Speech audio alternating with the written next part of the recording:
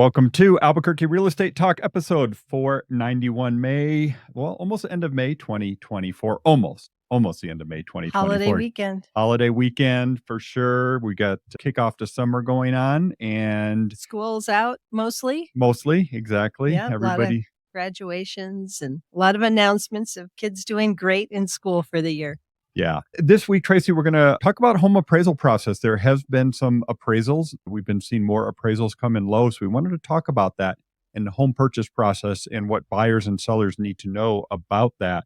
I've got some new data on home affordability index. Well, it's not my data. It's actually from the National Association of Home Builders, but really interesting on affordability and how we compare here in Albuquerque to other parts of the country. Also, cross-market demand. I know we hit on this every quarter or so, every 3 months or so.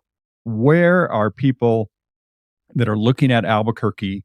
What market are they in? Also, what markets are people from Albuquerque looking at if they're leaving? So we'll get into that. We've got Homes of the Week as always, and there is one market data point that I want to hit on because it's unusual for this time of year, and I'm going to just say it kind of gave me a raised eyebrow, if you will. And so I'm going to hit on that and talk about a little teaser because it is an early indicator that home prices may be softening. So We'll get into that a little bit more. First off, Tracy, we are the Venturi Group here in Albuquerque. Again, episode 491, been doing this for a while here on KIVA 1600 AM, the Rock of Talk Radio, as well as YouTube, Facebook.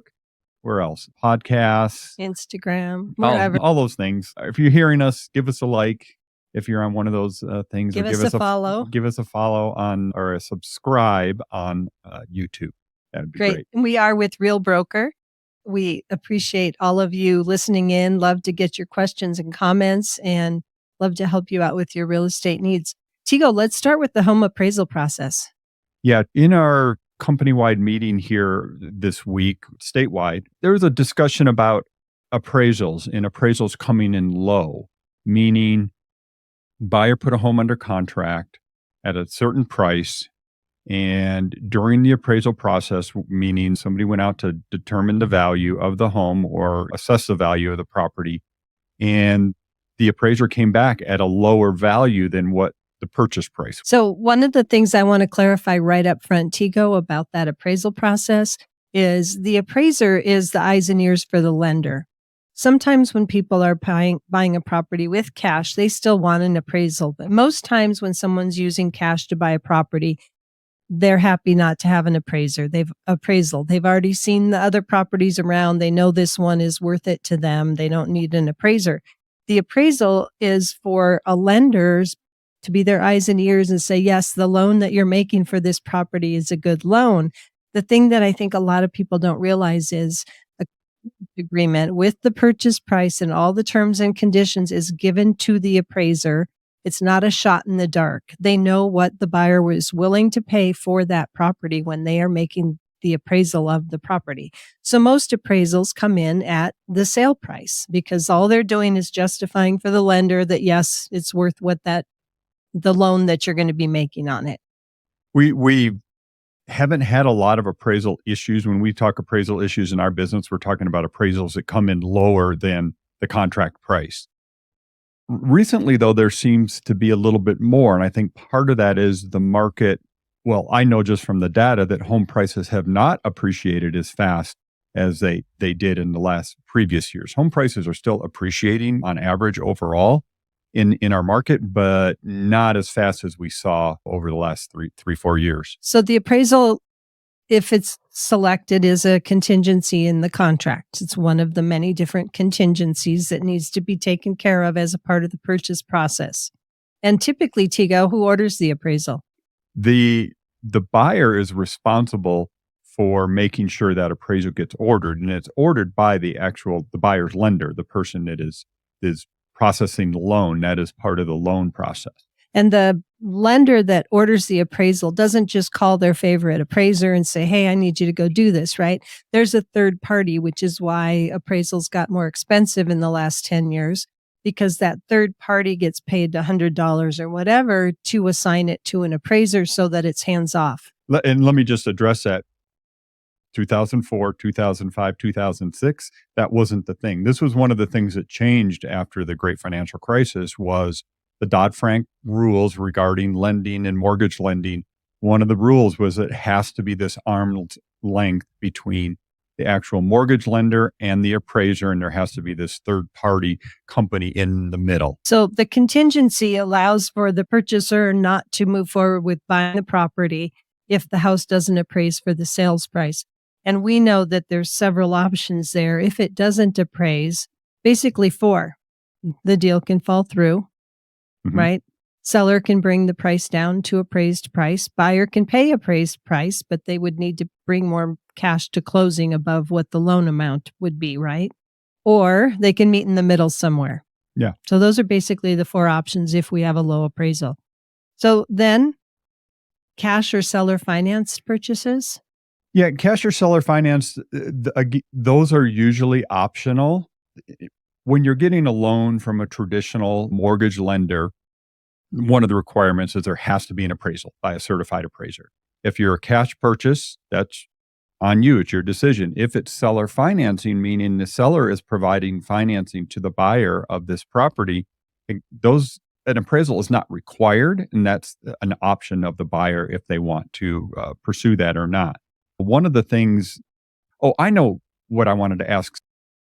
I'm a seller. I've got my house. I got it under contract for $300,000. The appraisal comes in for $310,000. What happens to me as a seller? Where's that $10,000 go? Yep, you're going to sell the house for $300,000.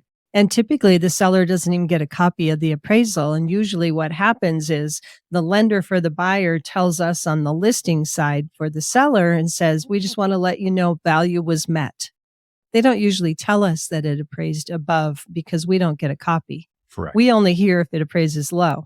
Yeah. And so if it appraises low, you already addressed that. There's a couple different ways it can go. The most important thing for a seller to understand is if it appraises low, the buyer is not obliged to buy the home. And at the contracted price. You can negotiate, you can terminate, all that stuff like you said. Yeah. Talk about appraisal deadlines, Tigo. In our purchase agreement for the state of New Mexico, there isn't a deadline to have the appraisal done.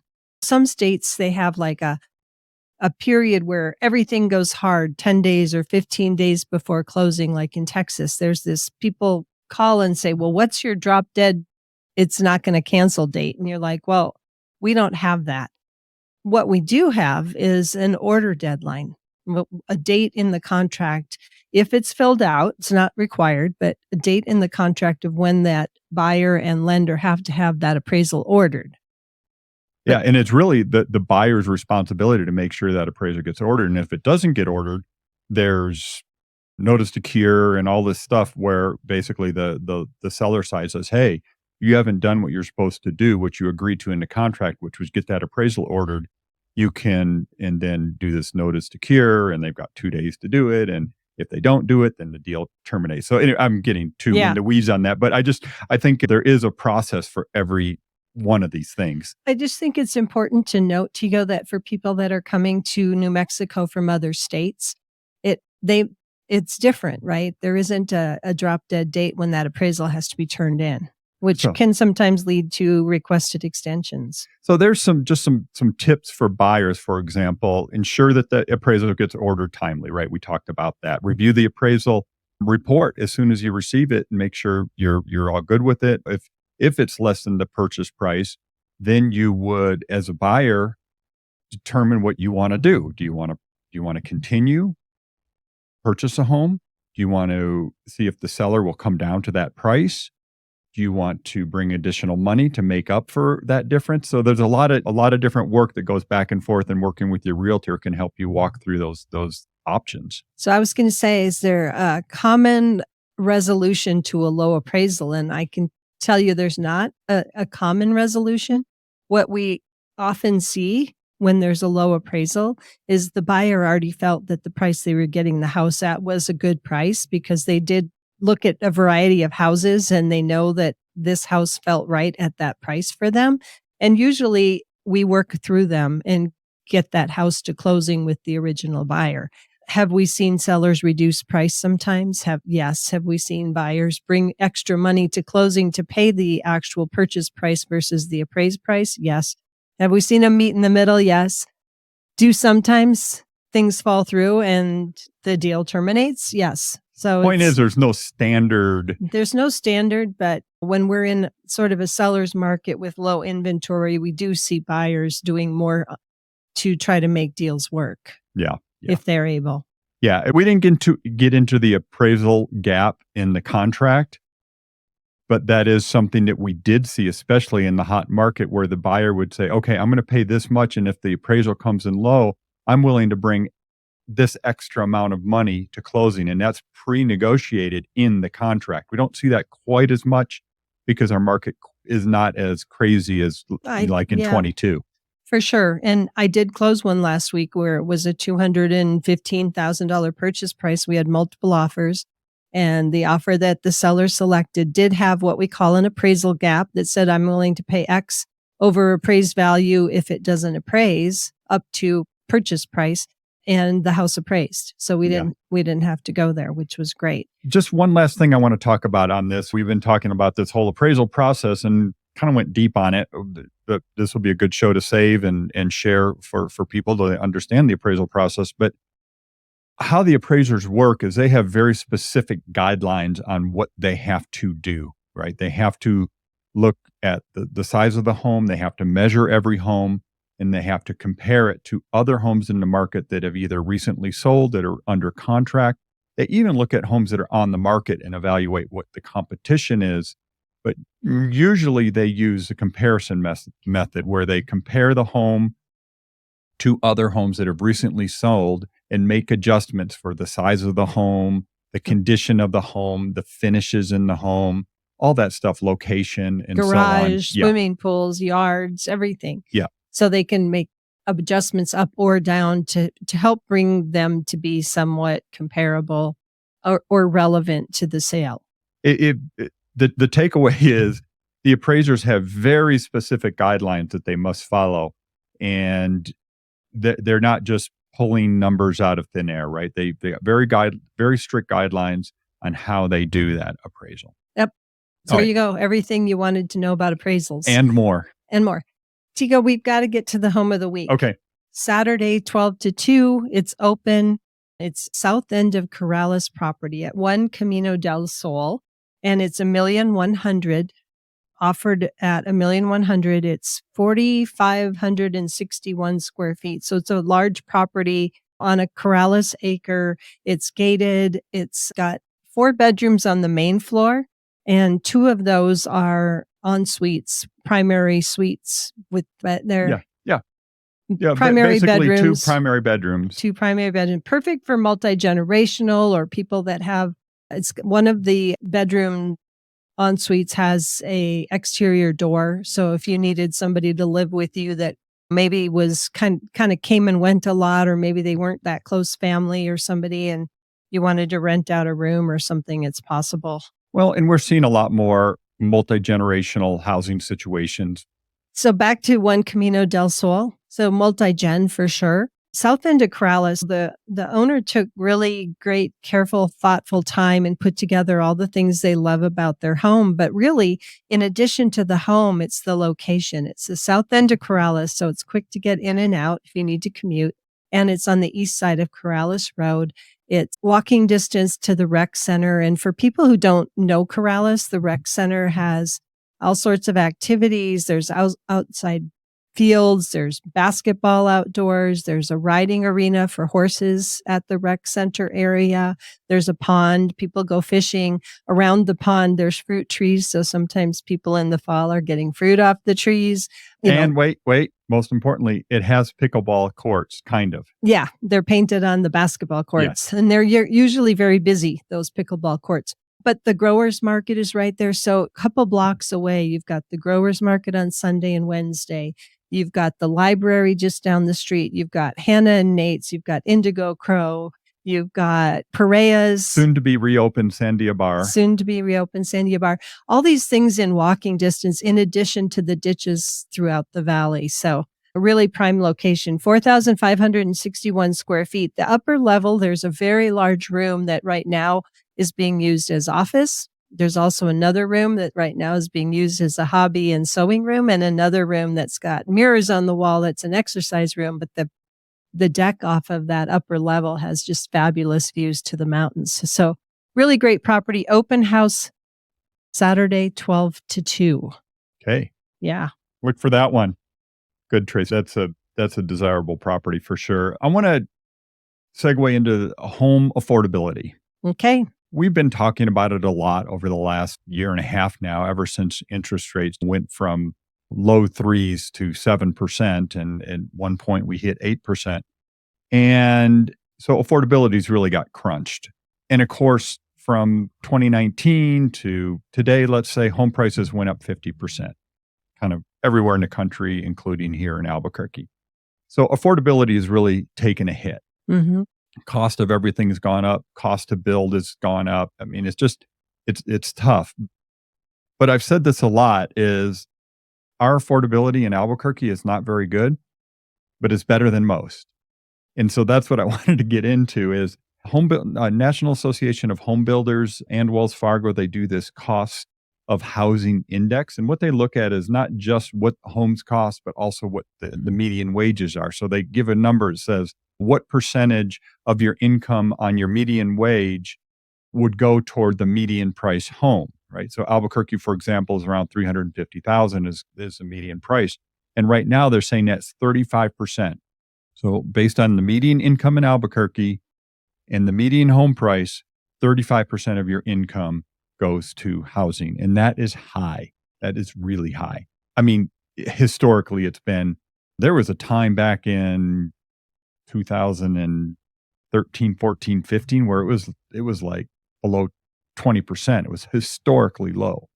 But now we're at a very high level. It doesn't sound that high to me compared to the historically low, but okay, Yeah. Let's talk about where are we at compared to others? Yeah. So compared to others, we are better than Phoenix at about 40%, a little bit better than Tucson at 37% versus our 35%. It's interesting, like Farmington, Four Corners area is about 40%. But that the home prices in Farmington, Four Corners, we've got brokers that are good friends up there. The home prices are lower, but wages are lower. Right. Right. And that same phenomenon is happening in El Paso, where the median, it's about 40% of your median income goes toward the median price home in El Paso. Again, it has to do with a little lower incomes in El Paso, even though homes are a little less expensive in El Paso than here in Albuquerque. What you find, though, is the Midwest of the United States is the most affordable. Indiana, Ohio, Michigan, Illinois, Missouri, Oklahoma, those places have the most affordability. And of course, the least unaffordable, let me rephrase that. The most unaffordable is the better way to put it. San Jose, Silicon Valley, 84%. Can you imagine 84% of your income just to go to housing? I know. But there's places in the East Coast in Florida also bad. Southern California. Yeah. I mean, San Diego. Right. Like Miami area, 64%. New York area, 50%. All the Northeast, Massachusetts, Boston area, Portland, Maine, 40%. I mean, it's really East and West Coasts are the most unaffordable. Middle of the country, Midwest, the most affordable. And then Southwest. And then the Southwest, we're kind of mixed in there. And anyway, so it's just an interesting thing we're seeing there. And then let's jump to cross-market demand, which is a look at where are people around the country coming from to a certain extent, not necessarily moving here, but where are they that are looking at homes for sale in Albuquerque? And this comes from Realtor.com. It does. And Tika, they do this based on where the computer is at, right? The IP address. Is that how they do it? Right. So they know where somebody is sitting on their computer and where they're searching for properties. Correct. So if they're in Albuquerque and they're looking at moving to Florida, it would show that. Right. Yeah. So if we look at the Albuquerque market and we look at from other states, not within the state, because Santa Fe is pretty high for Albuquerque, Las Cruces is pretty high for Albuquerque, but let's just look out of state. The Phoenix metro area is number one. about 30% of like all the views are coming from that market when we're looking at just out of state. Is That's a this big is that's a this big amount. is this fairly like recent Yeah. data? Yeah, this is first quarter of 24. First quarter. So it Yeah. was still nice in Phoenix. I'm At that thinking time of year. Oh I'm yeah. thinking right like today where they're going to look at hundreds next week. I know Yeah. it's like the last of the 90s through the Yeah. weekend there and then it's As the hundreds. people preparing for what's coming Right. I here was just next month. Yeah, curious. yeah. Yeah. Yeah, and then Denver, not surprising there, but interesting. This Atlanta area is interesting. I hadn't seen that on there. We'd seen Dallas quite a bit. We always have Los Angeles. Los Angeles is on the list. It's not very high. Dallas is on the list. Chicago area is on the list. So it's interesting. It's kind of all around the country. It does seem to be like when we look at Los Angeles and New York, for example, Washington D.C. area. Those are expensive markets. Austin is another one. Those are expensive markets, and I don't know, maybe people looking for a little bit better cost of living. I'm not sure. So could be. So that's what we're seeing. That the other data point is where are people in Albuquerque looking when they're looking outside of our market. So we find that outside of Albuquerque or outside of the state, it's Phoenix again, which is interesting, is the number one. So we're just going back and forth. We're sharing back and forth, which makes sense. Dallas is very high on the list. El Paso is very high on the list. Houston is very high on the list. Tucson, which again is that market we get compared to a lot. Right. There's people. So anyway, it's interesting. People are always moving around, but for the most part, people are not moving as often as they used to pre-pandemic for sure. People That's are totally staying put true. much more. So there is that. All right. Data points. I want to talk about a couple data points here, Tracy. We had there's this chart that I used that I look at, and it looks at all the homes that are on the market in Albuquerque. It gives me an update every week over the weekend. It shows me how many homes are on the market, what are the prices of those homes that are on the market, and what are the changes that are happening with those homes that are on the market. So it gives us a really good idea of supply, demand, what's going on with that, as well as price trends. The thing I like about it for price trends is it's telling us what homes are listed for now, which should give us a pretty good indicator of what home prices are going to sell for in the future. But the one data point that's jumped out at me in the last few weeks is the number of price reductions for the number of homes that are on the market. So this week, we have 40% of all the homes that are active on the market have had a price reduction. Wow. So if all the inventory, there's about 1,700 homes or so on the market, something like that. There's about 40% of them have taken a price reduction. I've got my idea of why that's happening, but what do you think? I think that part of it is we're pricing them on the higher side. It's that time of year where it's the prime season to put your house on the market. I think some of it is anxiety because we know it's prime season, that if your house doesn't get an offer in the first weekend, we're not waiting 3 months to do a price reduction. We're waiting 14 days maybe, or 2 weeks, 3 weeks at the most, and we're doing a price reduction because we know there's buyers out there and we know that something's not right. So it might be that it's happening quicker and early on. And I should point this out. I mean, I say this 40% price reductions kind of without any context. Last year at this time, there's 30%. Just for example, in 2021, which is a crazy year, there was still 17% of the homes had taken a price reduction at this time of year. So it's not uncommon. It's higher than normal for this time of year. We usually see a number of homes taking price reductions at 40% later in the year, September, October, going into winter. So the other thing I think is that the buyers are sophisticated, and buyers go in and they see 5 different houses and they know which ones are the gems. And if a realtor does, or a client says, no, I really want to price my house here, I want to push it. A lot of times we go, okay, but we're going to need to really be sensitive to our showing feedback and how many showings we're getting and adjust accordingly if we don't get offers in the right time for your property. We don't want to leave money on the table, of course, but we don't want to sit on the market for 6 months or something, right? Because Yeah. time doesn't necessarily sell something that's not in the right price range, Right. right? It's not like, yeah, I can wait. I'm not in a hurry, but yeah, that doesn't mean it's ever going to happen, right? With that being said, though, I do want to just add to this that home prices overall are higher than a year ago. Yes. So what I'm saying is, yes, there's more price reductions, but at the same time, home prices are still higher than a year ago. So I've got a story about that. Okay. Do you remember about 2 weeks ago, I said, Tigo, I can't believe this house that's listed for sale. It happened to be in Corrales. Like, first of all, it's obviously cell phone photos. It wasn't professional photography. It was priced, in my opinion, probably $200,000 above where it should have been.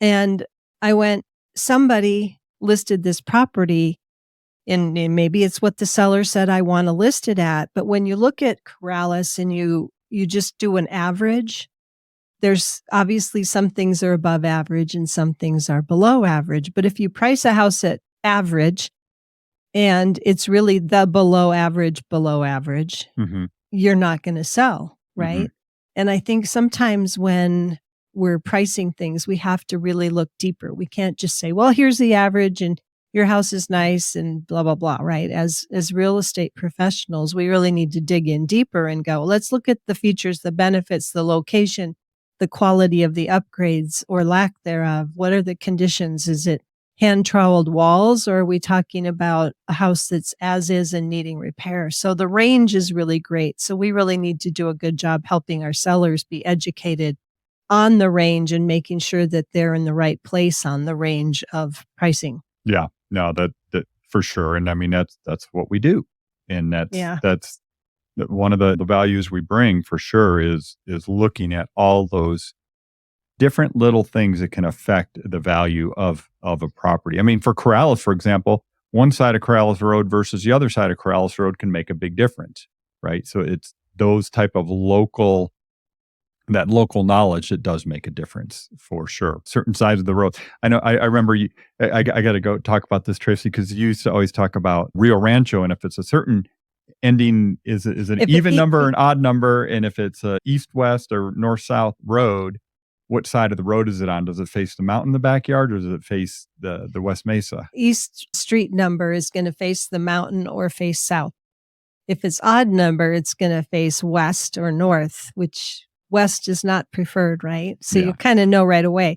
But think about Loma, Colorado, Tigo, that one year when Pulte had just opened Loma, Colorado neighborhood, and I sold 14 houses in Loma, Colorado. Mm-hmm. Like in the first year and a half that was open. Yeah. East side of the street, on some of the streets in Loma, Colorado, because of the hills there, could have huge views. And the houses on resale can be $10,000 to $15,000 more on one side of the street versus the non-view side of the street, right? And that's still true today, even though some of the people paid $50,000, $60,000 for that extra view at the time. But they've been enjoying it for 15 years now. So probably worth it. Well, I think we've exhausted our topics. No, we could keep going, I'm sure. That was fast. As we always do. Is there anything else you wanted to share this weekend, this holiday weekend? I hope everybody has a great weekend and be safe, have fun. Yeah, enjoy your family, friends, and go look at homes too. I mean, we're around. Happy to show you houses or help you with selling your house. Give us a call, 448-8888. Have a great weekend, everybody. Take care.